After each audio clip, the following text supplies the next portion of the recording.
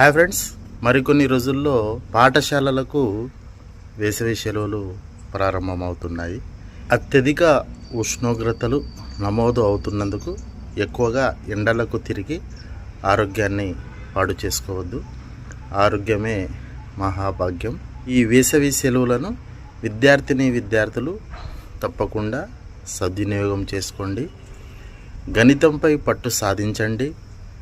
ఆంగ్లంలో ఉన్నటువంటి గ్రామర్ను ఒక మంచి అవగాహన తెచ్చుకోండి.